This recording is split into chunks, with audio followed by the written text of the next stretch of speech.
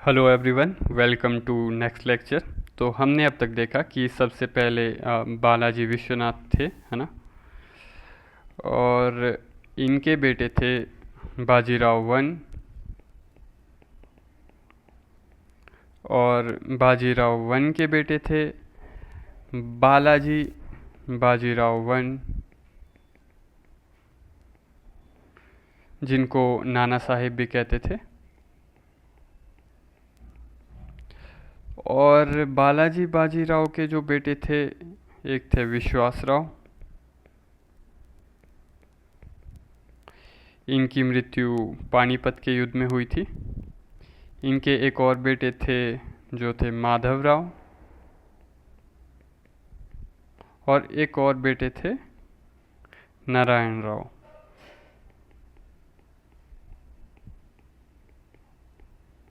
नारायण राव। और नाना साहेब के भाई भी थे रघुनाथ राव।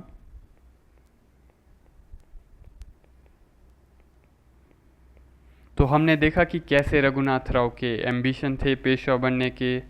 फिर हमने देखा था कि बाजीराव वन पानीपत के युद्ध में मारे गए थे। हमने ये भी देखा कि माधवराव पेशवा बने थे नाना साहिब की मृत्यु के बाद, और फिर बाद में इन्होंने रिवाइव भी किया था मराठा एम्पायर को। और माधवराव के बाद जो पेशवा बने थे वो थे नारायण राव, और नारायण राव को मार दिया गया था इनके अंकल रघुनाथ राव द्वारा। ये सब हमने देखा अब तक। हमने देखा कि रघुनाथ राव ने पेशवाशिप क्लेम की थी, पर मराठा सरदारों ने रघुनाथ राव की जगह माधव राव को पेशवा चुना।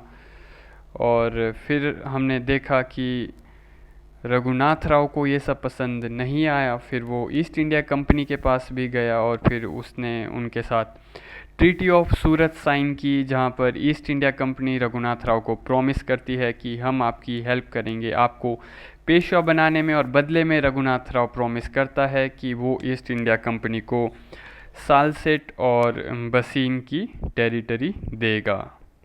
सालसेट एंड बसीन।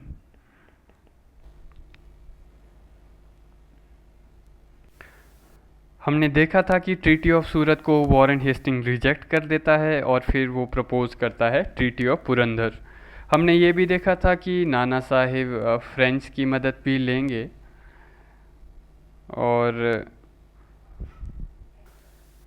फिर आगे जाके ट्रीटी ऑफ वडगांव भी होगी, और उसके बाद फिर सिंधिया भी प्रपोज करेगा एक नई ट्रीटी, जो कि होगी आपकी ट्रीटी ऑफ सलबाई 1782 में।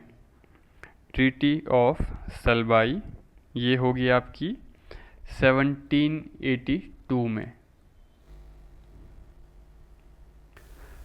हमने देखा कि ट्रीटी ऑफ सलवाई में पीस और स्टेबिलिटी मेंटेन करने की बात की जाती है, और रघुनाथ राव को पेंशन दे के सेटल कर दिया जाता है। और ये डिसाइड किया जाता है कि अंग्रेज़ और मराठा मिल करके एक कॉमन एनिमी पर फोकस करेंगे, और वो कॉमन एनिमी होगा मैसूर।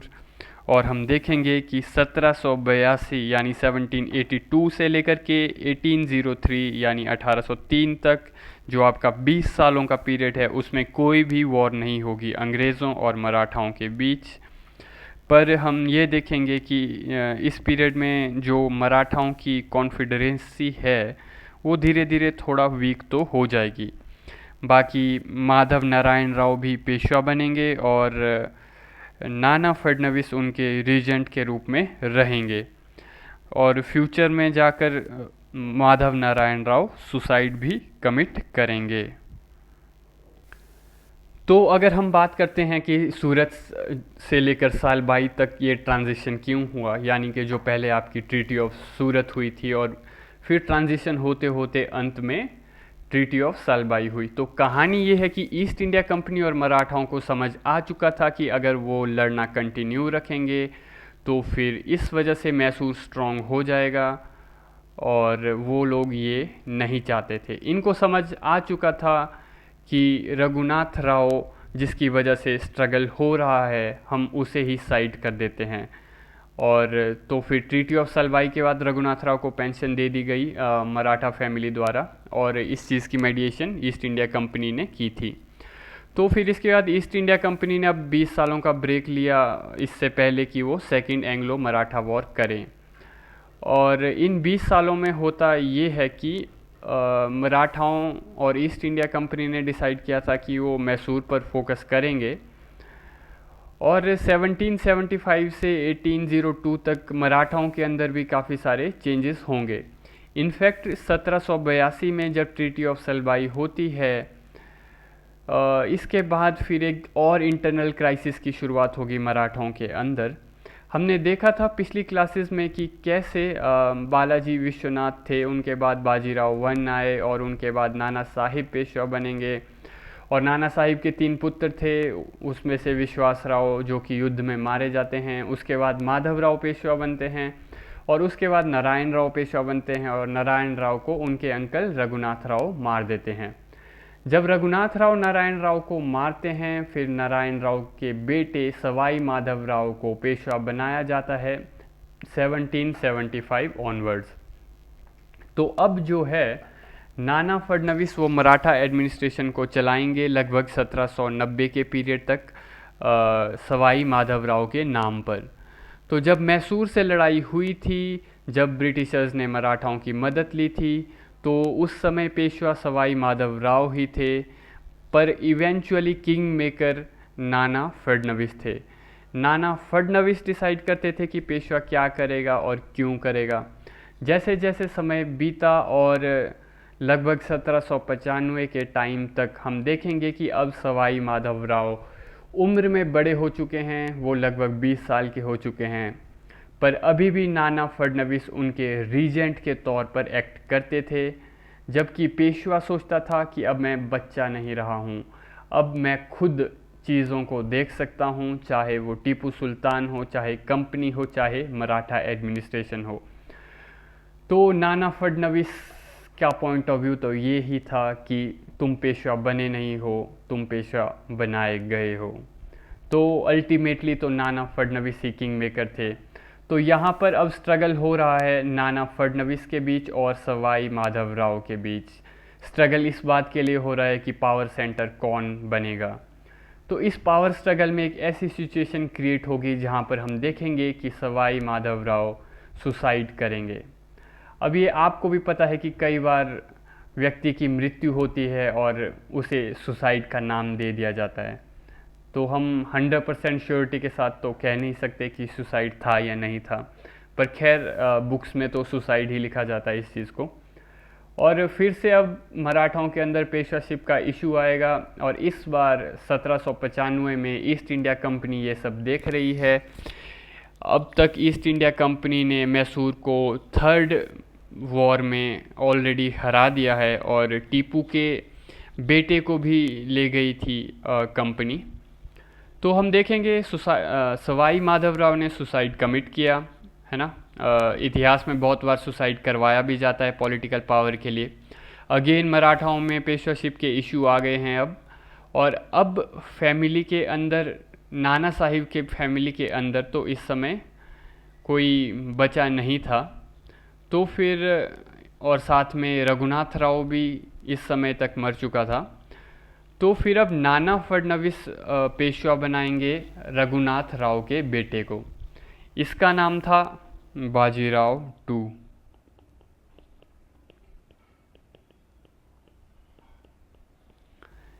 इसका नाम था बाजीराव टू। और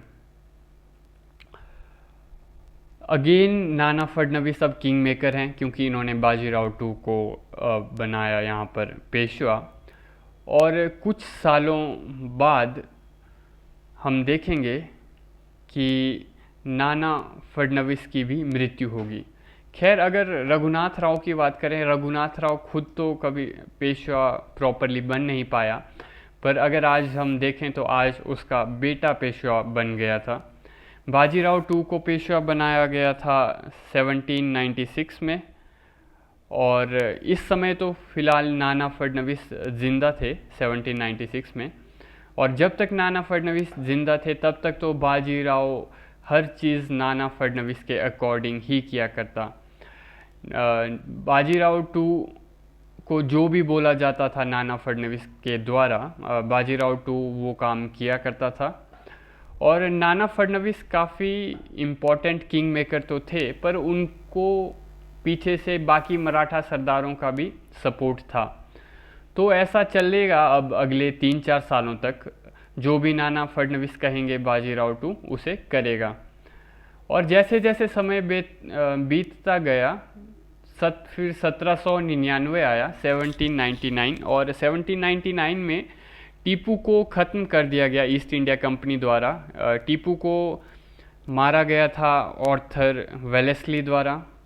मैं यहाँ पे नाम लिख देता हूँ आपके लिए, ऑर्थर वेलेस्ली। तो ऑर्थर वेलेस्ली द्वारा मारा गया टीपू सुल्तान को। तो मराठा खुश थे इस इंसिडेंट से, क्योंकि अब उन्हें लगा था कि साउथ इंडिया में अब सिर्फ उनकी अथॉरिटी होगी, पर ईस्ट इंडिया कंपनी चुपचाप थोड़ी ना बैठने वाली थी। तो कंपनी भी अब कुछ बड़ा करना चाहती थी। कंपनी ने क्योंकि ऑलरेडी टीपू को तो मार दिया था, तो अब वो कुछ और करना चाहते थे। तो अब कंपनी एक्टिव हो गई थी मराठाओं के साथ डील करने में। वेलेस्ली को भी ऑलरेडी पीछे से कहा गया था कि अब इंडिया में हमें अपनी एस्टेब्लिशमेंट को प्रॉपरली सेटअप करना है और ईस्ट इंडिया कंपनी को पैरामाउंट बनाना है, यानी कि अब तुम्हें ईस्ट इंडिया कंपनी को भारत में सर्वशक्तिमान बनाना है। तो इसलिए वेलेस्ली ने सोचा कि इस कार्य में, यानी कि ब्रिटिशर्स को या फिर हम कहें ईस्ट इंडिया कंपनी को सबसे शक्तिशाली बनाने में अगर कोई वाधा या फिर बाधा आ सकती है तो वो है मराठास।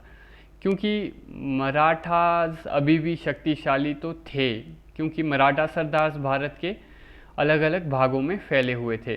फिर साथ में पेशवाशिप भी थी, मराठा सरदारों के बीच कॉन्फेडरेसी भी थी। कॉन्फेडरेसी यानी कि एक ग्रुप था जहाँ पर मराठा सरदार एक दूसरे की मदद करने के लिए आया करते थे। तो एक तरफ हम देखेंगे कि अंग्रेज़ों ने टीपू सुल्तान को ख़त्म किया, और दूसरी तरफ उस समय के आसपास लगभग नाना साहिब की भी मृत्यु हो जाएगी। उनकी मृत्यु का कारण बुढ़ापा ही था। तो नाना फडणवीस की मृत्यु हुई लगभग 1800 में। तो क्योंकि वो किंग मेकर थे और बाकी मराठा सरदारों को कंट्रोल करते थे, और इन्होंने पेशवा को भी कंट्रोल करके रखा हुआ था, तो पेशवा बाजीराव टू, जो कि रघुनाथ राव का बेटा था, इसको पेशवा बनाया गया था 1796 में। और आप देखोगे कि ये अब आखिरी पेशवा होगा मराठाओं के अंदर। तो जब तक नाना फडणवीस थे तब तक पेशवा उनके अकॉर्डिंग काम करता था, और हर कोई नाना फडणवीस की बात सुना करता था। पेशवा भी सुना करता था और बाकी मराठा सरदार भी उनकी बात सुना करते थे। पर जब नाना फडणवीस की मृत्यु हुई उसके बाद हम देखेंगे कि जो मराठा कॉन्फेडरेसी के सरदार हैं वो बाजीराव टू के ऑर्डर्स को नहीं सुनेंगे। अगर सादी भाषा में हम कहें, सिंपल लैंग्वेज में, तो एक तरह से अब मराठा कॉन्फेडरेसी के अंदर फ्रेगमेंटेशन होने की शुरुआत होगी, क्योंकि यहाँ पर सेंट्रलाइज्ड अथॉरिटी की कमी थी और पावर स्ट्रगल भी हो रहा था। तो बाय 1800s क्राइसिस शुरू हो जाएगा मराठाओं के अंदर, और इसके पीछे का कारण था पॉलिटिकल टसल, या फिर हम कहें उनके बीच का स्ट्रगल जो कि पावर के लिए हो रहा था। तो पेशवा बाजीराव टू की अथॉरिटी बाकी मराठा सरदारों को पसंद नहीं थी। मराठा सरदार भी पेशवा के कोर्ट के अंदर अपनी अपनी गेम्स खेल रहे थे। इसमें हम देखेंगे तो सबसे बड़ी डायनेस्टी होलकर निकल के आती है, और पेशवा को कहती है कि आपको हमारे अकॉर्डिंग चलना पड़ेगा। इनके साथ पेशवा भी आ गए, और पेशवा को इन्होंने कहा, होलकर्स ने, कि आप हमारे हिसाब से चलो। फिर होलकर और पेशवा ने मिलकर ग्रुपिंग बनाई।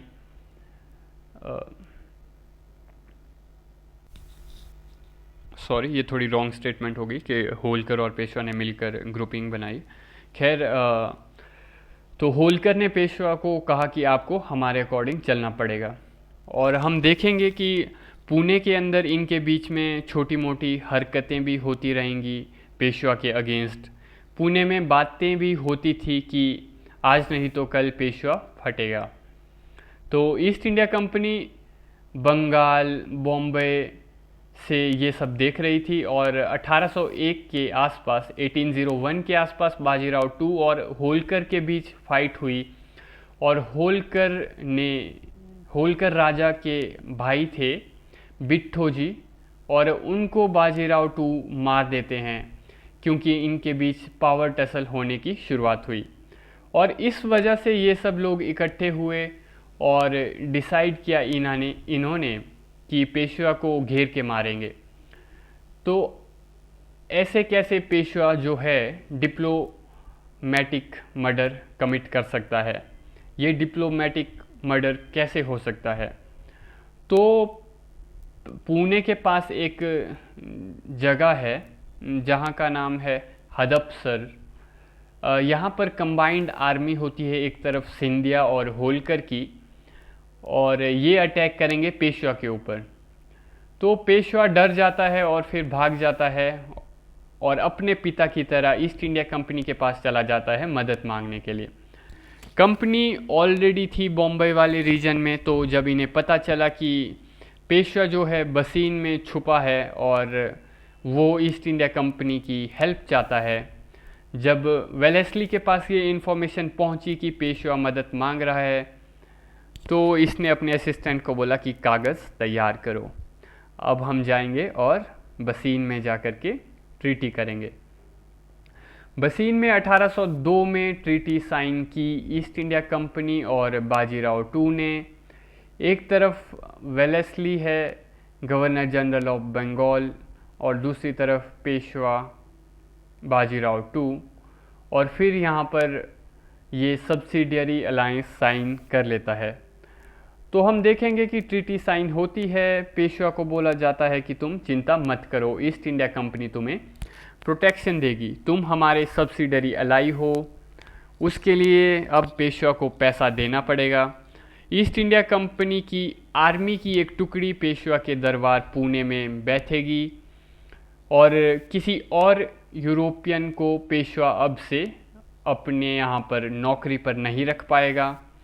पेशवा को अपनी फॉरेन पॉलिसी, वॉर्स, ट्रीटी इत्यादि आज के बाद ईस्ट इंडिया कंपनी के अकॉर्डिंग ही करनी पड़ेगी और पेशवा के कोर्ट में अब से एक ब्रिटिश रेजिडेंट भी रहेगा। तो पेशवा अपनी इंडिपेंडेंस को गंवा रहा था यहाँ पर इस ट्रीटी के द्वारा। 1802 में जब ट्रीटी साइन हुई, ऑब्वियसली बाकी मराठा सरदार इस चीज़ से नाखुश थे, उनके अकॉर्डिंग पेशवा बिक चुका था। इसमें से होलकर और सिंधिया तो ऑलरेडी पेशवा के अगेंस्ट थे। Over a period of time हम देखेंगे कि अब भोंसले भी नाराज़ है। गायकवाड़ ने कहा कि मेरा इससे कोई लेना देना नहीं है, मैं न्यूट्रल रहूँगा, but I am not happy with the way things are going. Holkar अलग से अपनी गेम करता है और सिंधिया और भोंसले जो है वो अलायंस बनाएंगे। होलकर का अपना पर्सनल मैटर था, उसको अपने हिसाब से करना था। ईस्ट इंडिया कंपनी को फ़ायदा हुआ क्योंकि चारों मराठा सरदार एक साथ फाइट नहीं कर रहे थे। दो लोगों ने एक ग्रुप बनाया था, एक न्यूट्रल है और एक अलग से अपनी गेम कर रहा है। तो 1802 से 1805 तक, क्योंकि ऑलरेडी मराठा सरदारों के बीच यहाँ पर लैक ऑफ यूनिटी देखने को मिल रही है, पॉलिटिकल सेंट्रलाइजेशन की कमी है, तो फिर युद्ध होगा, अलग अलग बैटल्स होंगी, अलग अलग सरदारों को अलग अलग टाइम पर हराया जाएगा। तो अब प्रश्न आ सकता है एग्ज़ाम में कि किसके साथ कौन सी ट्रीटी साइन हुई इन फाइट्स में, तो ये आपको पता होना चाहिए। ये सब डिटेल्स आपको बुक्स में मिल जाएंगी, स्पेक्ट्रम में मिल जाएंगी। तो हमने देखा कि बाजीराव टू ने मर्डर किया था बिट्ठूजी होलकर का, जो कि भाई थे जसवंतराव होलकर के। फिर उसके बाद बाजीराव टू भाग गया बसीन को, फिर उसने ईस्ट इंडिया कंपनी की मदद मांगी और उनके साथ ट्रीटी साइन की। तो कंपनी और भोंसले के बीच जो युद्ध हुआ उसमें भोंसले हारे और फिर ट्रीटी ऑफ देवगांव साइन की गई। फिर उसके बाद सिंधिया के साथ होगी आपकी ट्रीटी ऑफ अर्जनगांव, सिंधिया को भी हरा दिया जाएगा। और 1805 में जो कि अलग से अपनी गेम खेलना चाहता था, उसको पूछा गया होलकर को कि तुम ये सब चर्बी क्यों कर रहे हो। 1805 में फिर उसके साथ भी राजपुर घाट की ट्रीटी साइन होती है। इस ट्रीटी के द्वारा भी अब होलकर को डिफीट कर दिया गया था। बाकी दूसरी तरफ गायकवाड़ ने तो पहले ही हाथ खड़े किए हुए थे, उसको भी कहा गया कंपनी द्वारा कि तुम ज़्यादा चर्बी मत करना वरना तुम्हें भी सेट कर देंगे। इस तरह से सेकेंड एंग्लो मराठा वॉर ख़त्म होती है और शुरुआत इसकी हुई थी बसीन से और ख़त्म हुई राजपुर घाट में। एंग्लो मराठा वॉर शुरू वेलेस्ली ने की थी पर ख़त्म जॉर्ज बार्लो करेगा। 1801 के समय से Wellesley governor general of Bengal था उस समय पर 1805 में उसको रिकॉल किया गया था। उसको कहा गया था कि बेटा तुमने अपनी औकात के बाहर काम चालू कर दिए हैं, अब तुम्हारी जगह किसी और को अपॉइंट करना पड़ेगा। इसने चालू तो कर दिया था, इसने बसीन किया, देवगांव की ट्रीटी भी की, सुरजी अर्जन गांव की भी की, ये सब ट्रीटी इसने करवाई। इसने सिंधिया, पेशवा, भोंसले को लपेटे में लिया, पर होलकर को लपेटे में लेने से पहले 1805 में ही इसको वापस बुला लिया गया था। होलकर के साथ राजपुर घाट की ट्रीटी जॉर्ज बार्लो करेगा। ट्रीटी ऑफ बसीन पर सवाल आ सकता है एग्ज़ाम में कि क्या ट्रीटी ऑफ बसीन ने इंडिया की चाबी दी अंग्रेज़ों के हाथों में। तो क्योंकि ये एक ऐसी ट्रीटी थी जहाँ से काफ़ी ज़्यादा बेनिफिट हुए थे ब्रिटिशर्स को, और ब्रिटिशर्स पहुँच चुके थे एक पॉइंट ऑफ नो रिटर्न पर इस ट्रीटी द्वारा। मराठा अब टूट चुके हैं इस ट्रीटी से, इनकी यूनिटी ख़त्म हो चुकी है। 1805 के बाद मराठा ऑलमोस्ट ख़त्म हो चुके हैं। अब सबके साथ ऑलमोस्ट अलग अलग करके सब्सिडरी अलायंस साइन कर ली गई है। बसीन, देवगांव, सुरजी अर्जन गांव, राजपुर घाट, ये सब जो ट्रीटीज़ थी ये सब्सिडरी अलायंसेज ही हैं। 1805 के बाद ब्रिटिश अब ऑलमोस्ट 13 साल लेंगे मराठाओं को हराने के लिए। फर्स्ट मराठा वॉर के बाद उन्होंने मराठाओं को ज़िंदा रखा ताकि वो टीपू को ख़त्म कर सकें। जब सेकेंड मराठा वॉर हुई उसके बाद ट्रीटी साइन की गई थी सबके साथ, और वो चाहते तो उस समय ही, अंग्रेज़ चाहते तो उस समय ही वो मराठाओं को ख़त्म कर सकते थे, पर ब्रिटिशर्स ने ऐसा नहीं किया। और ब्रिटिशर्स ने ऐसा किया जब थर्ड एंग्लो मराठा वॉर हुई 1817 से 18 के पीरियड में। तो सेकेंड एंग्लो मराठा वॉर और थर्ड एंग्लो मराठा वॉर के बीच का जो पीरियड था, उस पीरियड में भी काफ़ी पॉलिटिकल चेंजेस देखने को मिलेंगे कंपनी एडमिनिस्ट्रेशन के अंदर। तो कंपनी जो है वो ऐसे गवर्नर भेजा करती थी, इस तरीके से भेजा करती थी कि अगर एक कोई गर्म स्वभाव का था तो अगला ठंडे स्वभाव का होगा। इसको अंग्रेज़ों की हॉट एंड कोल्ड पॉलिसी भी कहा जाता है, या फिर हम इसको good cop bad cop policy भी कह सकते हैं। इसको ब्लो हॉट ब्लो कोल्ड भी कहा जाता है। तो अगर आप देखोगे वॉरेन हेस्टिंग की तरफ तो हम देखेंगे कि उसके सामने या फिर उसके मुकाबले कॉर्नवालिस जो है वो थोड़े ठंडे स्वभाव का था, या फिर हम ऐसा कह सकते हैं कि वो वॉरेन हेस्टिंग के मुकाबले कम एग्रेसिव था। अगर हम जॉन शोर और कॉर्नवालिस को कंपेयर करेंगे तो हम पाएंगे कि जॉन शोर जो था वो ठंडे स्वभाव का था। तो फिर अब जैसे कि जॉन शोर जो था वो ठंडे स्वभाव का था, तो अब हम देखेंगे कि कंपनी अब सोचेगी कि अब थोड़ा टेम्परेचर बढ़ाने की ज़रूरत है, तो फिर कंपनी वेलेस्ली को भेजेगी। तो जब वेलेस्ली आया तो इसने काफ़ी आग लगाई, तो फिर इसके बाद इन्होंने कहा अब थोड़े ठंडे को अपॉइंट करो। फिर भेजा गया जॉर्ज बार्लो को। जॉर्ज बार्लो काफ़ी ठंडा निकला है ना। उसके बाद भेजा गया मिंटो वन को। और ये भी ठंडा निकला।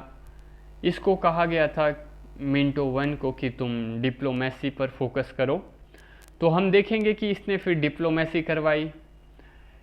इसने मराठा जो कि ऑलरेडी ब्रिटिश इन्फ्लुएंस के अंडर थे ही इस टाइम तक, तो इसको बोला गया कि अब तुम देखो मराठा तो ऑलरेडी हमारे अंडर हैं ही, ब्रिटिश इन्फ्लुएंस के अंडर, तो तुम अब भारत के बाहर देखो कि क्या हो सकता है।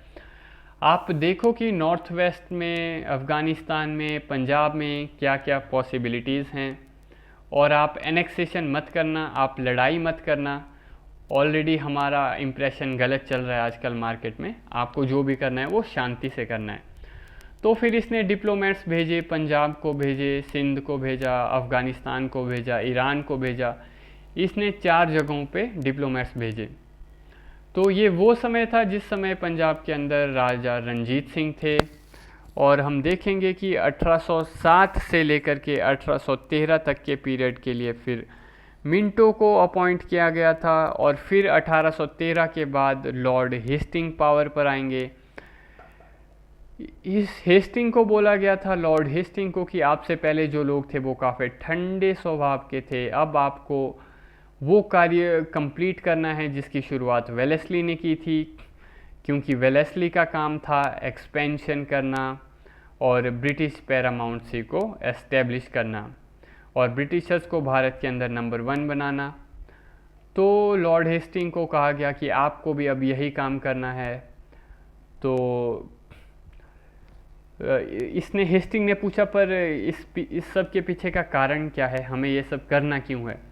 तो इसको कारण बताया गया कि देखो अब हम भारत में सेटल हो चुके हैं, अब 1813 तक ईस्ट इंडिया कंपनी को पता चल चुका था कि अब भारत के अंदर कोई इंटरनल अथॉरिटी नहीं है जो हमें चैलेंज कर पाएगी।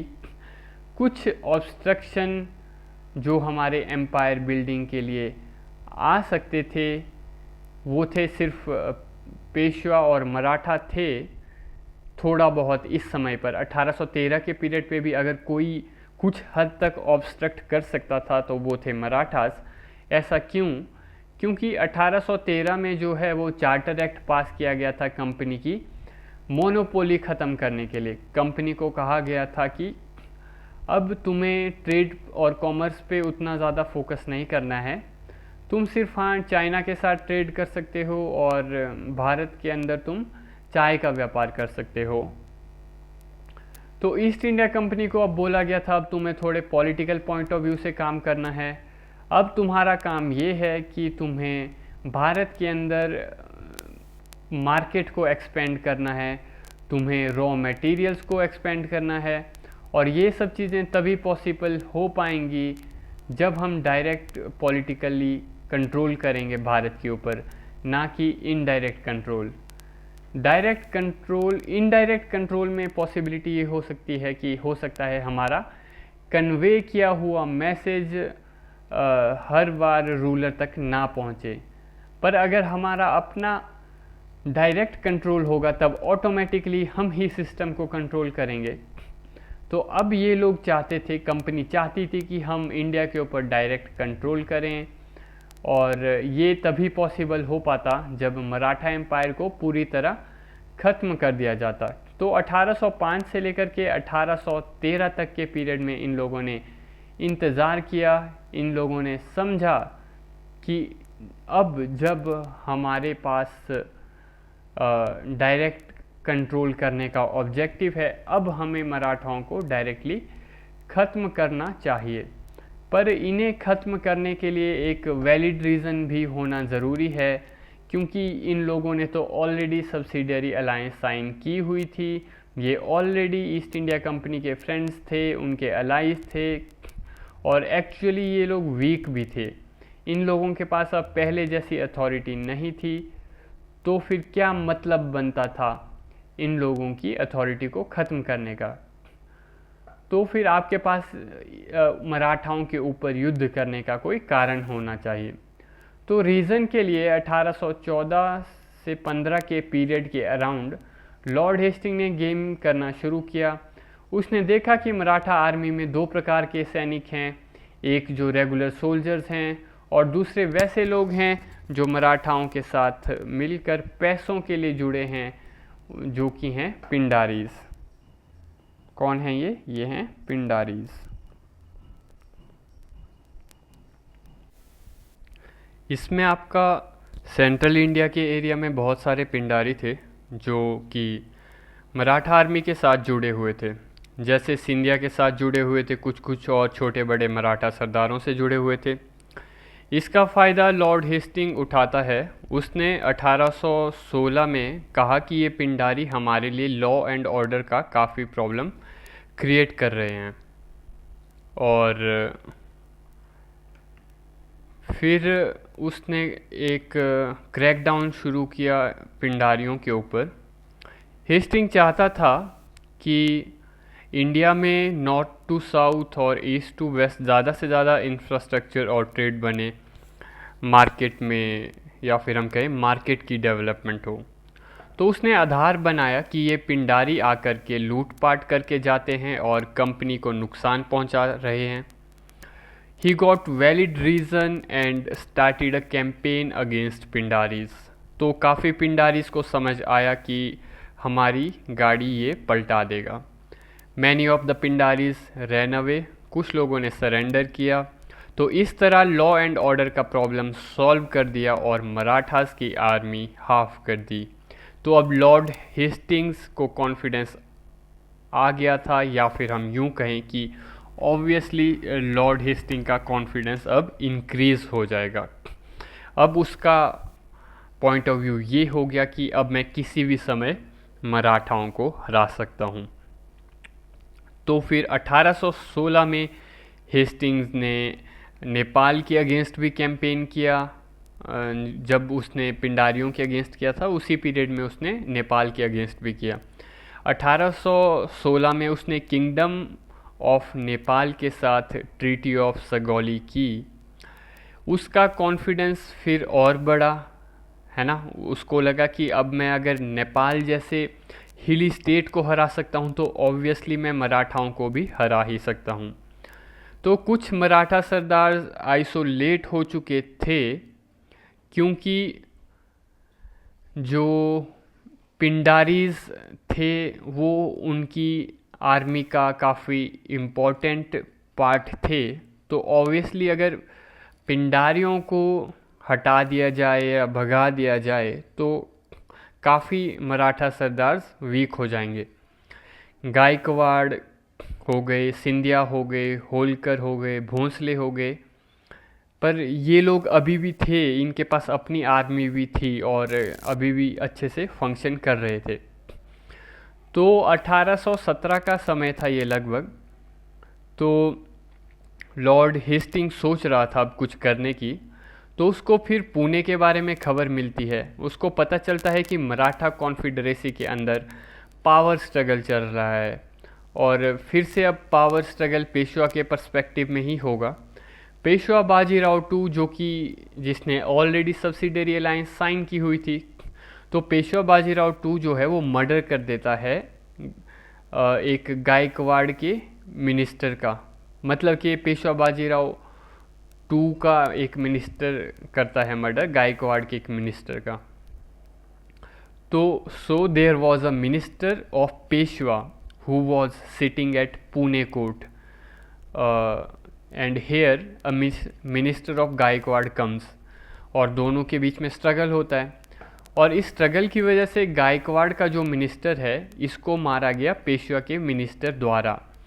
तो गायकवाड़ कंप्लेंट करता है ईस्ट इंडिया कंपनी के पास कि पेशवा आपका सब्सिडरी अलाई है, आप उसको कहिए कि अपने मिनिस्टर को डिफेंड करना छोड़ दे और उसके ऊपर करेक्टिव एक्शन ले।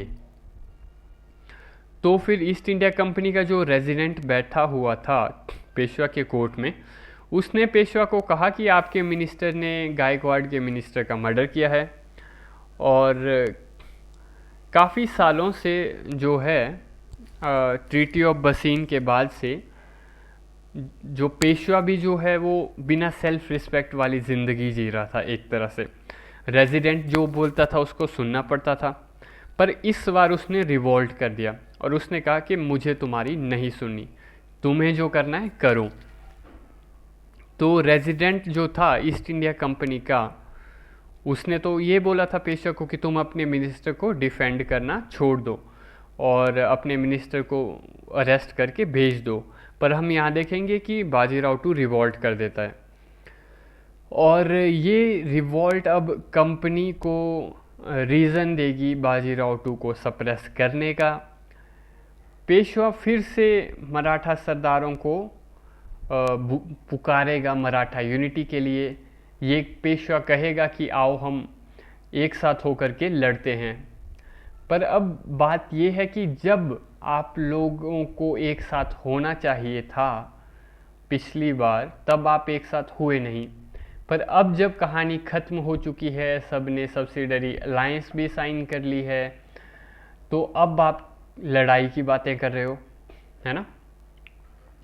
तो ईस्ट इंडिया कंपनी के जो ऑफिशियल्स थे बॉम्बे और पुणे में, उनको पता चला कि पेशवा इस तरह की हरकतें कर रहा है, अब उसको सीधा करने की ज़रूरत है। तो लड़ाई हुई, कंक्लूसिव बैटल हुई जनवरी 1818 में, जहाँ पर पेशवा ने भी काफ़ी बड़ी आर्मी क्रिएट कर ली थी रीग्रुप करके। पुणे के पास एक जगह है जिसका नाम है कोरेगांव। ये कोरेगांव जगह है, जगह का नाम ये है भीमा नदी के किनारे पर, on bank of Bhima river. Okay, Bhima नदी के किनारे पर है ये जगह। यहाँ पर ईस्ट इंडिया कंपनी और पेशवा के बीच लड़ाई होगी। ईस्ट इंडिया कंपनी आखिरी बार पेशवा को हराएगी यहाँ पर। इसको बैटल ऑफ भीमा कोरे गांव भी कहते हैं, बैटल ऑफ भीमा कोरेगांव।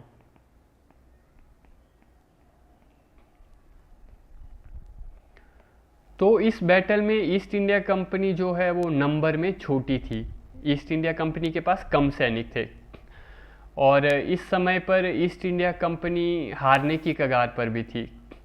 पर यहाँ पर एक लोकल कम्युनिटी थी महाराष्ट्र में, जिसको महाड़ कम्युनिटी भी कहते हैं, महाड़ कम्युनिटी। ये वही कम्युनिटी है जिससे बाबा साहेब अंबेडकर बिलोंग करते थे, यानी कि ये एक दलित कम्युनिटी है। इनके सोल्जर्स ने ईस्ट इंडिया कंपनी की मदद की। इन्होंने कहा कि हम आपकी मदद करेंगे, हम दलित हैं, सोसाइटी हमें एक्सेप्ट नहीं करती, पर हमारे पास लड़ने की क्षमता है। तो कंपनी ने बैटल ऑफ भीमा कोरेगांव में उनकी मदद ली, और इंडियन हिस्ट्री में अब मराठा एम्पायर हरा दिया जाएगा। East India company Bhima Koregaon का युद्ध जीतेगी, और इसके बाद वो महाड़ कम्युनिटी को एक मार्शियल रेस की तरह रिकग्नाइज करेगी, और उनके नाम की एक रेजिमेंट भी बनाएगी जिसका नाम था महाड़ रेजिमेंट। और इनको कहेगी कि देखो अब आपके साथ कोई पार्शियलिटी नहीं होगी आपकी जाति की वजह से। तो फिर रेजिमेंट बनाई गई, पर 1850 में 1850s में इन लोगों को वही डिस्क्रिमिनेशन फेस करना पड़ा जो कि एक ऑर्डिनरी इंडियन को करना पड़ता था कंपनी एडमिनिस्ट्रेशन से। और इसका अंत ऐसे हुआ कि 1857 के रिवोल्ट में ये रेजिमेंट भी रिवोल्ट करेगी डिस्क्रिमिनेशन की वजह से, और कंपनी फिर इसको डिसबैंड कर देगी। पूरी की पूरी रेजिमेंट ख़त्म कर दी गई, डिसबैंड कर दी गई। फिर 1900s के समय में रामजी अंबेडकर, जो कि बाबा साहेब अंबेडकर के पिता थे, उन्होंने प्रश्न उठाया कि हमारी कम्युनिटी की एक रेजिमेंट हुआ करती थी ब्रिटिश आर्मी में, तो वो रेजिमेंट कहाँ गई। तो कंपनी ने उत्तर दिया कि उन्होंने हमारे अगेंस्ट रिवॉल्ट किया था, तो इसलिए हमने उसे डिसबैंड कर दिया, और इसलिए अब ये नॉन मार्शियल रेस है। फिर से जब वर्ल्ड वॉर की शुरुआत हुई, अंग्रेज़ों को सैनिकों की ज़रूरत पड़ी मरने के लिए, तो फिर से महाड़ रेजिमेंट को रिवाइव किया गया था, और हम देखेंगे कि ये रेजिमेंट अब भी सरवाइव कर रही है। आज की डेट में भी इस रेजिमेंट ने काफ़ी सारे मेडल्स अर्न किए हैं इंडियन आर्मी के अंदर। तो एक कहानी आपको यहाँ से देखने को मिलेगी फ्यूचर में रामजी अम्बेडकर की। रामजी अम्बेडकर ब्रिटिश आर्मी के पार्ट थे और ये कैंटोनमेंट में रहते थे एक जगह पर मध्य प्रदेश में। उस जगह का नाम था महाओ। और इस वजह से ये जो जगह है ये बाबा साहेब अम्बेडकर का बर्थ प्लेस बनी। इवन आज की डेट में भी एक कैंटोनमेंट है इंडियन आर्मी की महाओ में। और this was all about Marathas. और 1818 के बाद ईस्ट इंडिया कंपनी ने सभी मराठा सरदारों को हरा दिया और फाइनली ट्रीटी ऑफ पुणे होगी जिसमें मराठास को डिसबैंड कर दिया गया था। कंपनी ने कहा कि आज के बाद पेशवा की कोई पोजीशन नहीं होगी। मराठा सरदारों को अलाउ किया गया था to work in their own way, पर ये कहा गया था कि there will be no confederacy. अगर वो कॉन्फेडरेसी बनाएंगे तो इसको माना जाएगा कि ये हमारे ऊपर हमला है। तो उनका कॉन्फेडरेसी बनाने से ऑब्वियसली बहुत ज़्यादा पॉसिबिलिटी हो जाएगी ब्रिटिशर्स के ऊपर अटैक होने की। तो फिर पेशवा बाजीराव टू को कहा गया पेशवा बाजीराव टू ने पूछा मैं क्या करूँगा। तो कंपनी ने कहा तुम पुणे में नहीं रहोगे, हम तुम्हें भेज रहे हैं बिठूर नाम की जगह पर जो कि कानपुर के पास है। पेशवा बाजीराव टू को पेंशन दी गई और कंपनी ने उसको कहा कि अब तुम बस बैठ के चिल करो और कोई ड्रामा मत करना। 1818 के बाद मराठा एम्पायर भारत के अंदर ख़त्म हो चुका था एक तरह से, पर मराठा सरदार और राजा अभी भी जिंदा थे। गायकवाड़ गुजरात में थे, भोंसले विदर्भ में थे, होलकर इंदौर में थे, सिंधिया ग्वालियर में थे। तो बाकी सतारा में जो है ईस्ट इंडिया कंपनी ने दोबारा से शिवाजी के एक डिसेंडेंट को राजा के तौर पर अपॉइंट किया और जो सतारा की गद्दी थी उसको दोबारा से ख़त्म किया गया 1749 में रेवोल्यूशन ऑफ संगोला के बाद। दोबारा नहीं, मतलब पास्ट में हमने देखा था कि जो सतारा की गद्दी थी उसको ख़त्म किया गया था 1749 में रेवोल्यूशन ऑफ संगोला के बाद। और फिर पावर जो है ट्रांसफ़र हो गई थी राजा के हाथ से पेशवा को। पर जब ट्रीटी ऑफ पुणे होगी अब 1818 में, तो पेशवा की पोजीशन ख़त्म की जाएगी और दोबारा से सतारा की गद्दी में राजा को रिवाइव किया जाएगा।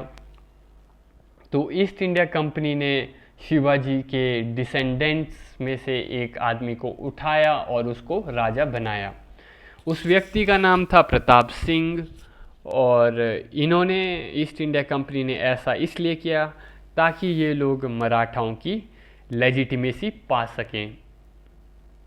तो East India company king maker बन गई। लॉर्ड हेस्टिंग अब एक तरह से राजा के ऊपर बैठा था, क्योंकि ईस्ट इंडिया कंपनी को पता था कि मराठा जो हैं वो छत्रपति के नाम से यूनिफाई नहीं हो रहे थे, पर फिलहाल वो पेशवा की वजह से रिवाइव हो रहे थे। और अगर स्ट्रॉन्ग पेशवा आएगा तो वो दोबारा मराठा सरदारों को यूनिफाई कर सकता था। तो इस वजह से उन्होंने पेशवा की पोजीशन ही ख़त्म कर दी। और यहाँ पर हम देखेंगे कि प्रताप सिंह से भी वो सब्सिडरी अलायंस साइन करवाएंगे।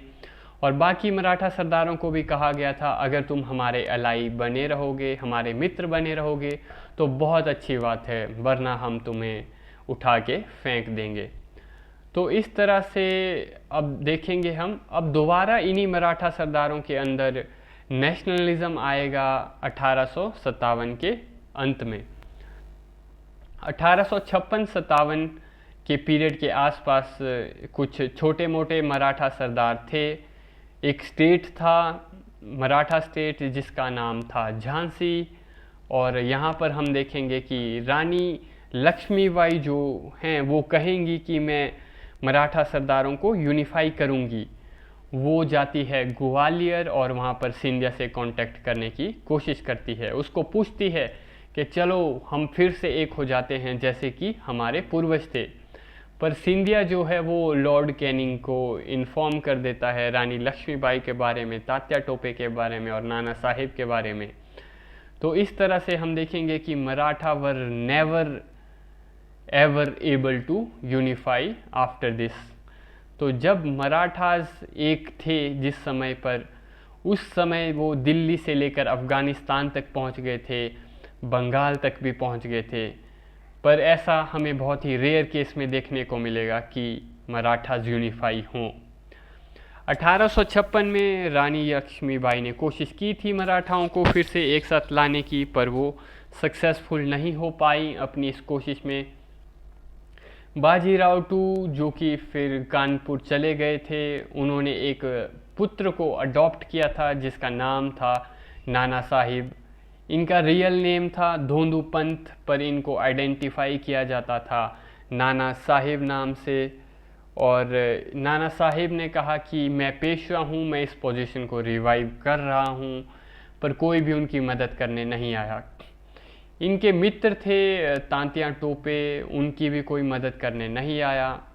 दोनों ने रिवोल्ट किया था कंपनी के अगेंस्ट ग्वालियर और कानपुर वगैरह वाले एरिया में। वहाँ से वो गुजरात की तरफ आए और ईस्टर्न गुजरात के एरिया में छुपे हुए थे, पर गायकवाड़ की इंटेलिजेंस के लोगों ने ईस्ट इंडिया कंपनी को उनके बारे में इन्फॉर्म कर दिया। तो इस तरह से हम देख सकते हैं कि मराठाओं के अंदर दोबारा यूनिटी नहीं आई। जो डिवाइड और रूल की गेम थी वो खेली गई थी कंपनी द्वारा, और इस गेम में इन्होंने मराठा एम्पायर को डिस्ट्रॉय कर दिया। मराठा राजा तो 1947 तक रहेंगे, छोटे मोटे सरदार, मराठा सरदार, और उनकी डायनेस्टी आपको आज भी देखने को मिल जाएगी। They even exist today. इसमें गायकवाड़ हैं, होलकर हैं, ये लोग काफ़ी प्रोग्रेसिव रहे। एक्चुअली अहिल्याबाई होलकर और नाना फडणवीस जो थे वो कंटेम्पररी थे एक दूसरे के। अहिल्याबाई होलकर ने काफ़ी सारे टेम्पल्स कंस्ट्रक्ट किए थे। ये वो पीरियड था जब औरंगज़ेब की मृत्यु के लगभग 50 साल बाद, तो वो काफ़ी दुखी थी अहिल्याबाई होलकर इस बात से, या ये सब देखा था उन्होंने कि औरंगज़ेब ने जो एट्रोसिटीज़ की थी उसके रूल करने के समय पर। तो अहिल्याबाई होलकर ने डिसाइड किया था कि मैं रिबिल्ड करूंगी मंदिर और मॉन्यूमेंट्स जो कि औरंगज़ेब ने डिस्ट्रॉय किए थे। और एक prime development, one of the prime developments जो उन्होंने की वो थी काशी विश्वनाथ टेम्पल। आज की डेट में जो काशी विश्वनाथ का मंदिर है वो अहिल्याबाई होलकर द्वारा बनाया गया है। तो आपको ये आइडिया होना चाहिए कि मराठाओं का कल्चरल पर्सपेक्टिव से भी काफ़ी ज़्यादा कंट्रीब्यूशन रहा है। मेजॉरिटी ऑफ योर सिलेबस जो है आपका, उसमें आपको चैप्टर देखने को नहीं मिलेगा अहिल्याबाई होलकर के ऊपर, इसको हटा दिया गया है। एनसीईआरटी से भी और रेफरेंस बुक्स से भी, गाइड बुक्स में भी ये नहीं मिलता है उतना देखने को। आपको ये सब उतना देखने को नहीं मिलेगा अहिल्याबाई होलकर वगैरह के बारे में रेफरेंस बुक्स में, क्योंकि मैक्सिमम रेफरेंस बुक्स जो हैं आपकी वो एनसीईआरटी के अराउंड बेस्ड होती हैं, और ये इस अराउंड बेस्ड होती हैं कि यूनिवर्सिटीज़ में क्या पढ़ाया जा रहा है, इग्नू वगैरह के सिलेबस में, दिल्ली यूनिवर्सिटी वगैरह के सिलेबस में क्या पढ़ाया जा रहा है। तो यहाँ पर भी आपको देखने को मिलेगा कि आपको यूनिवर्सिटीज़ वगैरह में भी उतना ज़्यादा इन पर्सनैलिटीज़ के बारे में, इनके कल्चरल कंट्रीब्यूशन के बारे में जो कि 18वीं शताब्दी में था, उतना आपको पढ़ने को नहीं मिलेगा। इनफैक्ट 18वीं शताब्दी के भारत को डार्क एज भी कहा जाता है, but you will be surprise to know कि 18वीं शताब्दी में भारत डार्क एज नहीं था, बल्कि अगर आप देखोगे तो राजस्थान, मराठाओं की कहानी हैदराबाद में भी देखोगे, तो इस पीरियड में इन सब रीजनल स्टेट्स में काफ़ी सारी चीज़ें बन रही थी इन सब रीजनल स्टेट्स में।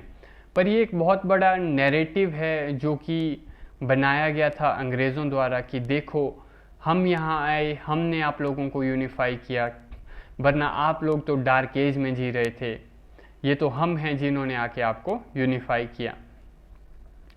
तो इस तरह से आपको समझ आ गई होगी कहानी के 1813 के बाद जब चार्टर एक्ट पास किया गया था, है ना, तो लॉर्ड हेस्टिंग को कहा गया था अब हमें मार्केट चाहिए, हमें रॉ मटेरियल चाहिए, इसके लिए आपको मराठाओं को ख़त्म करना पड़ेगा ताकि हम अपनी पैरामाउंट्सी एस्टेब्लिश करें और बहुत ही आसानी से रॉ मटेरियल और मार्केट को एक्सेस कर सकें। तो हेस्टिंग ने मराठा राजाओं के ऊपर एलिगेशंस लगाई थी कि आप लोग पिंडारियों की मदद करते हो। उसके बाद उसने पिंडारियों पे क्रैक डाउन शुरू किया था, काफ़ी सारे पिंडारी भाग गए थे, कुछ ने सरेंडर किया था क्योंकि उन्हें पता था वरना वो मारे जाएंगे।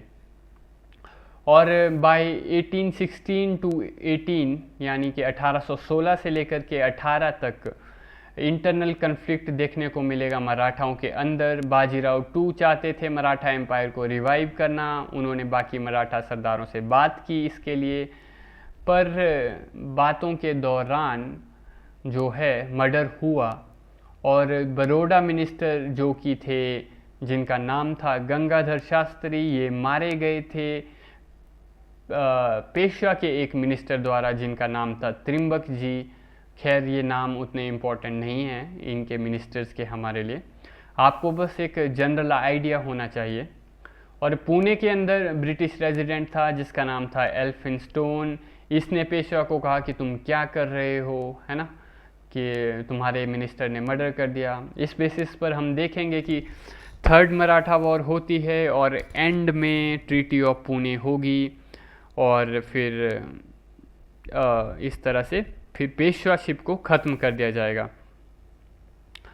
फिर फाइनली हम देखेंगे कि पेशवा अपने आप को रीअसर्ट करने की कोशिश भी करेगा बैटल ऑफ भीमा कोरेगांव में। तो उसमें जॉन मेलकम नाम का ब्रिटिश ऑफिशियल था। किस नाम का? John Malcolm. तो जॉन मेलकम नाम का ब्रिटिश ऑफिशियल था जो हराएगा इनको बैटल ऑफ भीमा कोरेगांव में। तो होलकर को भी हरा दिया गया था धीरे धीरे, फिर पेशवाशिप को भी ख़त्म कर दिया गया, कॉन्फेडरेसी को ख़त्म कर दिया गया, बाजीराव टू को बिठूर भेज दिया गया, बिठूर जो कि कानपुर के पास है। सतारा में प्रताप सिंह को अपॉइंट किया गया और अंग्रेज़ चाहते थे कि सतारा जो है वो एक उनका पपेट स्टेट बन जाए। और अगेन हम देखेंगे 1848 में सतारा को एनेक्स कर दिया जाएगा। 1848 में सतारा को 1848 में सतारा को फिर से एनेक्स किया जाएगा लॉर्ड डलहौजी द्वारा। तो देखो ब्रिटिश कितने स्मार्ट थे, 1818 में इन्होंने सतारा क्रिएट किया पर इसको फिर से एनेक्स कर लिया 1848 में। और इसको एनेक्स किया गया था by the policy of doctrine of lapse. ये पॉलिसी इंट्रोड्यूस की गई थी डलहौजी द्वारा, जहाँ पर वो कहता था कि मैं सिर्फ उन्हीं राजाओं को गद्दी पर बैठने दूंगा जिनके बायोलॉजिकल सक्सेसर हैं। मतलब कि आपके बाद आपका राज्य आपके पुत्र को तभी ट्रांसफ़र होगा अगर वो आपका बायोलॉजिकल बेटा है।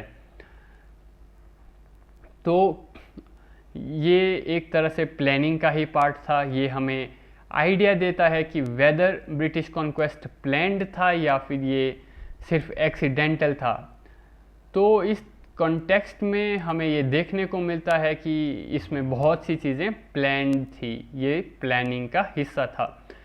कैसे मराठाओं को ज़िंदा रखा गया 20 से 30 साल और कैसे इन्होंने तब तक मराठाओं से युद्ध नहीं किया, है ना, कैसे इन्होंने सतारा में शिवाजी के वंशज को ही बिठाया और पेशवाशिप को ख़त्म किया, कैसे इन्होंने सब्सिडरी अलायंस साइन की सतारा के साथ, और ये सब प्लानिंग का ही पार्ट था। और अंत में मराठा हारे क्योंकि इनके अपने अंदर भी बहुत सारे इश्यूज थे, जैसे कि लीडरशिप इशू था, लैक ऑफ यूनिटी थी कॉन्फेडरेशन में। और हमने देखा कि कॉन्फेडरेशन में 4 मेन सरदार थे, गायकवाड़ थे, होलकर थे, सिंधिया थे, भोंसले थे। बाकी साथ में अगर हम देखें तो मराठा स्टेट रेवेन्यू भी लैक करता था और वो अपने आप को प्रॉपरली मॉडर्नाइज भी नहीं कर पाए थे। इनका कोई प्रॉपर इनकम सोर्स नहीं था चौथ के अलावा, और ये लोग पिंडारी की हेल्प लिया करते थे चौथ की कलेक्शन के लिए।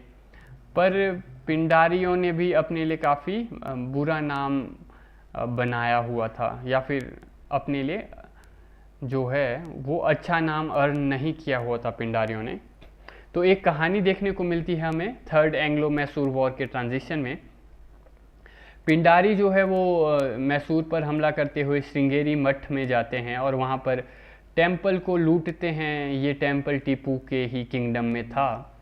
तो मराठाओं को जब इसके बारे में पता चला कि हमारे इन पिंडारियों ने जो हमारे लिए काम करते हैं, जिनको हमने एम्प्लॉयमेंट पर रखा हुआ है, पैसों के लिए इन्होंने ऐसी हरकत की, है ना। फिर उसके बाद टीपू ने भी इसमें पॉलिटिकल गेम खेलने की कोशिश की थी अपनी अच्छी इमेज बनाने के लिए।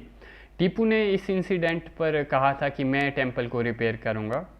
खैर दूसरी तरफ जो पेशवा थे मराठाओं के, उन्होंने अपॉलॉजी लेटर लिखा था श्रृंगेरी मठ के गुरु को कि हम क्षमा चाहते हैं, हम सारे डैमेजेस के लिए पे करेंगे। तो उन्होंने हेल्प की थी मठ को रीडेवलप करने में। ये लेटर आज भी अवेलेबल है मराठा हिस्ट्री की आर्काइव्स में। पेशवा ने अपोलोजाइज किया था अपने एक्शंस के लिए, अपने तो क्या मतलब पिंडारीज के एक्शंस के लिए, क्योंकि पिंडारीज इनके लिए ही काम करते थे। तो कई बार आपको देखने को मिलेगा जब आप मराठाओं के बारे में पढ़ोगे कि इनको रॉबर स्टेट भी कहते हैं कई ऑथर्स। तो स्पेशली ब्रिटिश और लेफ्ट हिस्टोरियंस इनको ब्रिटिश और लेफ्ट हिस्टोरियंस इनको रॉबर स्टेट कहते हैं। पर अगर आप इस तरीके से देखोगे तो इवन फिर तो मुगल्स भी रॉबर स्टेट थे। हाँ, मराठाओं की कोई स्टेबल इनकम नहीं थी, पर दूसरे किंगडम पर अटैक करने के बाद तो हर राज्य स्टेट ट्रेजर को तो लूटता ही है। चाहे कोई भी राज्य किसी दूसरे किंगडम पर हमला कर रहा हो तो ऑब्वियसली वो स्टेट ट्रेजर तो लूटेगा ही। ईच एंड एवरी टाइम आप जब देखोगे ऐसे इंसिडेंट्स, कोई राजा अपने नेबरिंग किंगडम पर या कहीं पर अटैक कर रहा है तो वो ट्रेजरी लूटते थे, वो सरकारी खजाना लूटते थे। तो इस तरह से तो हर कोई रॉबर स्टेट हो जाएगा। बाकी मराठास जो है उनमें विजन की कमी थी। जिस तरह से उन्होंने पानीपत में चीज़ें हैंडल की, उन्होंने अपने आप को प्रॉपरली मॉडर्नाइज नहीं किया था। और मराठा सरदारों के बीच में आपस में भी ट्रस्ट इश्यूज थे, और दूसरी तरफ इंग्लिश काफ़ी स्मार्ट थे। उनको ईस्ट इंडिया कंपनी को अपनी स्ट्रेंथ, वीकनेस, अपॉर्चुनिटीज़ और थ्रेट्स का पता था। तो बैकग्राउंड में जब कंपनी डिफीट कर रही थी मराठास को, उधर जाट और अफ़गान स्टेट भी ऑलरेडी ब्रिटिश एडमिनिस्ट्रेशन के अंडर आ चुके थे। ब्रिटिश ने जाट किंगडम के अगेंस्ट कोई मेजर बैटल नहीं लड़ी, क्योंकि जाट स्टेट की अगर हम बात करें वो आउटकम था लेटर मुगल्स का, क्योंकि ऑब्वियसली लेटर मुगल्स वीक थे तो न्यू किंगडम्स फॉर्म हुए थे, न्यू रीजनल किंगडम्स। और जिस समय तक ब्रिटिशर्स लड़ पाते जाट किंगडम से, जाट किंगडम ऑलरेडी पेरिश हो चुका था। 1760s में जाटों का प्लाटो यानी कि सूरजमल को जाटों का प्लाटो कहा जाता है। इस सूरजमल इनको कहा जाता है जाटों का प्लाटो। ओके, तो सूरजमल जो है 1760s में चल बसे थे, है ना। उसके बाद तो कोई खास पावरफुल राजा आया नहीं जाटों के अंदर जो कि ब्रिटिशर्स के सामने खड़ा हो सके। और इसके बीच में फिर साथ में जाट स्टेट्स के बीच में आपस में लैक ऑफ यूनिटी भी थी। सूरजमल एक विजनरी राजा थे जाट कम्युनिटी के। इनको जाटों का प्लाटो इसलिए बोला जाता है क्योंकि ये काफ़ी विजनरी थे। ये चाहते थे कि जाट्स आपस में यूनिफाई होकर रहें, he wanted to make sure that Jat kingdom should be a unified kingdom against Mughal or any kind of foreign invasion, क्योंकि ये लोग एग्जिस्ट करते थे on the route to foreign invasion. Foreign invasion जिस route से होकर आते थे जाट किंगडम उस रूट पर एग्जिस्ट करता था, क्योंकि जाट किंगडम था आपका दिल्ली और उसके आजू बाजू के रीजन में, तो इनको पता था कि अगर फॉरेन इन्वेजन होगा तो ऑब्वियसली इनकी तरफ भी आएगा। पॉलिटिकल डेवलपमेंट जो थी जाटों की वो औरंगज़ेब के टाइम पर हुई। ये एक पीजेंट कम्युनिटी थी और वहाँ से इनके पास फिर धीरे धीरे पॉलिटिकल पावर्स आने लगी और औरंगज़ेब के समय पर स्पेशली 1680 के बाद ये लोग अपना पॉलिटिकल डोमिनियन एस्टेब्लिश करेंगे। ये लोग इतने शक्तिशाली बन जाएंगे कि इनके बीच में से एक राजा आएंगे जिनका नाम है चारुमन। इन राजा का नाम है चारुमन। ये काफ़ी पावरफुल राजा रहेंगे जाटों में से, और इनके चारुमन के पीरियड में ये लोग जो है अकबर की कब्र तक खोद देंगे आगरा जा कर के। अकबर की कब्र एक जगह में है आगरा के पास, उस जगह का नाम है सिकंदरा। तो वहाँ पर अकबर को दफनाया गया था, उसका एक मकबरा भी है वहाँ पर। तो ये जो जाट राजा है ये वहाँ पहुँचते हैं और इन्होंने रेबेलियन किया हुआ था उस पीरियड में, और फिर ये अकबर की कब्र खोद देंगे। और क्योंकि जाट्स मुग़ल के काफ़ी नज़दीक थे, मतलब जो इनका राज्य था वो दिल्ली वगैरह के पास ही था, तो इनको समझ आ गया था मुग़लों को कि लेटर मुग़ल्स को कि इनसे पंगा नहीं लेंगे हम, क्योंकि ये दिल्ली के आजू बाजू में है ना। हमारे आदमी जब इधर पैसा लेने जाते हैं तो ये उनको खुंदेल के मारते हैं। तो इन्होंने कहा कि आप हमारे साथ काम कीजिए। मुग़लों ने कहा जाटों को, इनको ऑफ़र किया कि आप हमारे साथ काम कीजिए। जाट बेसिकली हरियाणा से लेकर के आज के आगरा वाले रीजन में अपना एस्टेब्लिशमेंट करना चाहते थे। तो आप देखोगे कि वेस्टर्न यूपी से आगरा और आगरा के आसपास वाले रीजन में ये लोग अपना राज्य चाहते थे फैलाना। तो इस सब रीजन में थी इनकी एस्टेब्लिशमेंट, मतलब से तो in all this region they had their establishment. और आज का जो हरियाणा है और राजस्थान का एक्सपेंशन है अलवर से भरतपुर का, इस रीजन में भी इनका इन्फ्लुएंस था। पर कहानी ये है कि ये लोग राजपूतों के साथ कन्फ्लिक्ट में आएंगे, और क्योंकि 18वीं शताब्दी में ही राजपूत किंगडम्स भी उभर के आए थे और राजपूत ज़्यादा पावरफुल थे जाटों से, तो इनिशियली तो जाट अपने आप को एस्टेब्लिश कर पाएंगे हरियाणा के रीजन में, पर वो अपने आप को अच्छे से कंसोलिडेट नहीं कर पाएंगे, क्योंकि उस समय राजपूत किंगडम भी एमर्ज हुआ था नॉर्दर्न पार्ट में। तो राजपूत जो है वो जाट एक्सपेंशन को रेजिस्ट कर रहे थे। तो जैसे मुग़लों ने मराठाओं के अंदर सिविल वॉर क्रिएट की थी, वैसे ही उन्होंने जाट्स और राजपूतों को आपस में लड़ाया था। ऐसी ही कहानी आपको यहाँ पर भी देखने को मिलेगी।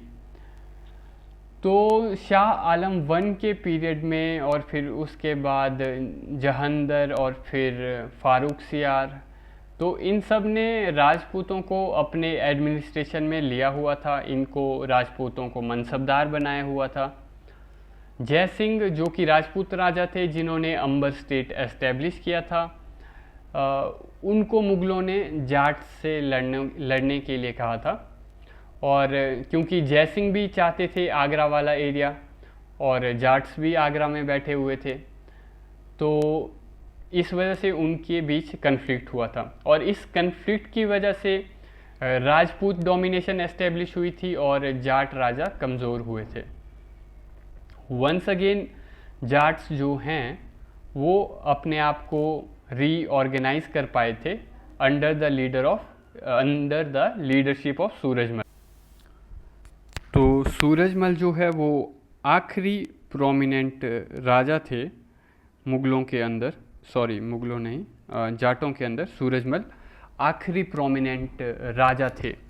सूरजमल के अंडर जाट्स अपने आप को रीऑर्गेनाइज कर पाए थे और सूरजमल की लीडरशिप के अंडर उन्होंने अपने आप को रीएस्टेब्लिश किया और आगरा, मेरठ और मथुरा इस सब रीजन में अपने आप को स्ट्रॉन्ग किया।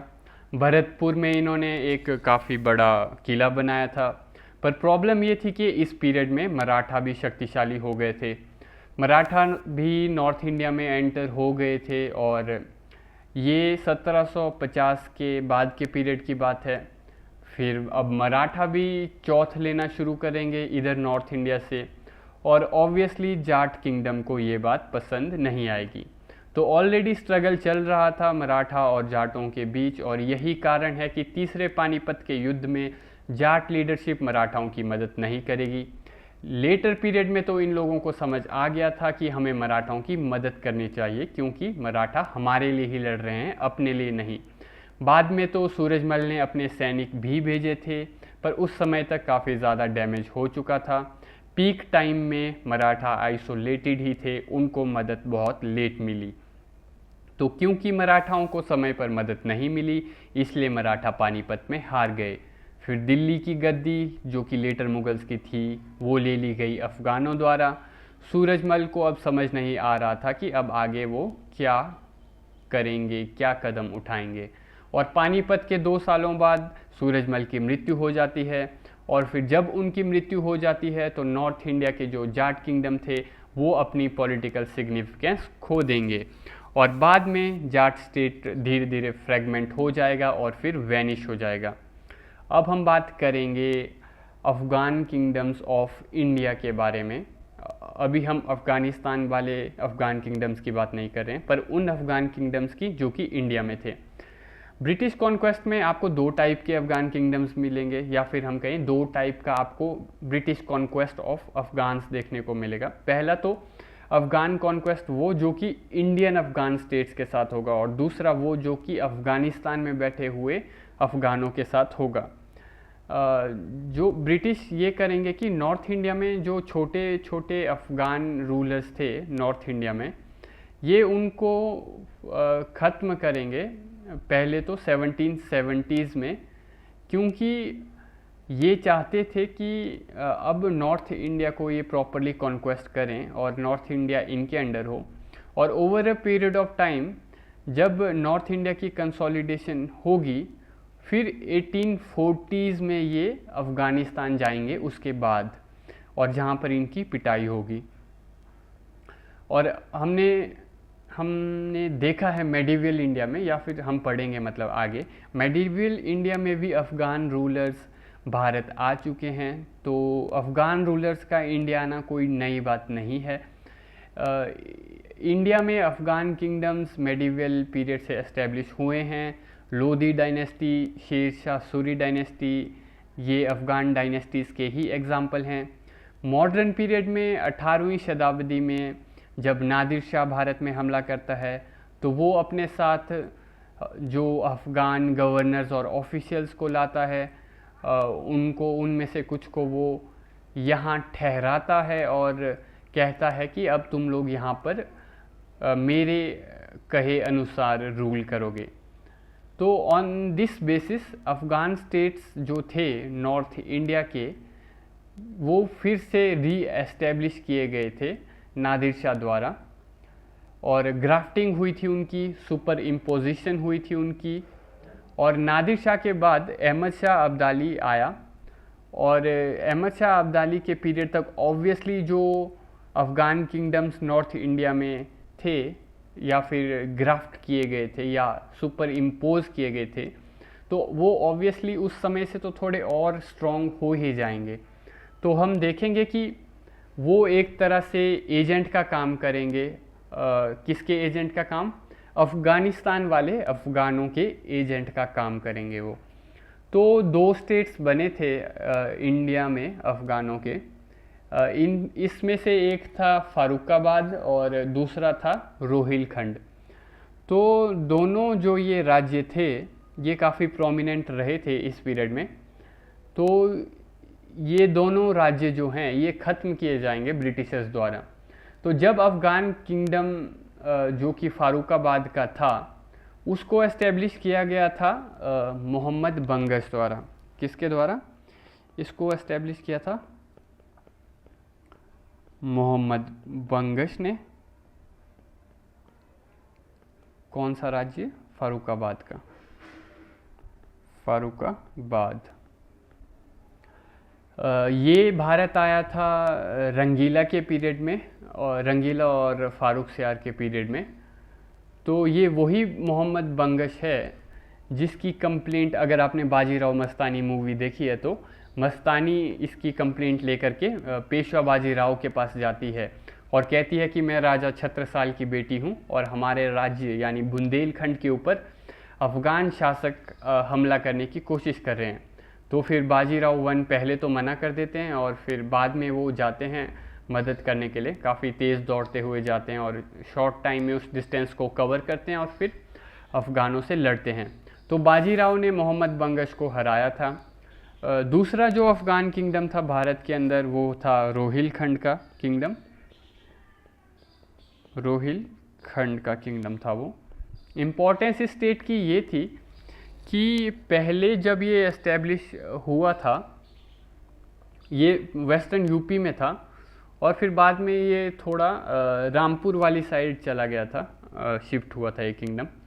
तो दोनों ये जो किंगडम थे, इन्होंने अहमद शाह अब्दाली की मदद की थी तीसरे पानीपत के युद्ध में।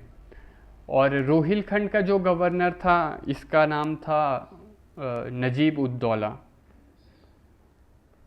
रोहिलखंड के गवर्नर का नाम था नजीब उद दौला। तो इसको बिठाया था दिल्ली में अहमद शाह अब्दाली ने। नजीब उद दौला को अहमद शाह अब्दाली ने दिल्ली में बिठाया था। फिर मराठाज आएंगे, वो नजीब उद दौला को वहाँ दिल्ली से हटाएंगे।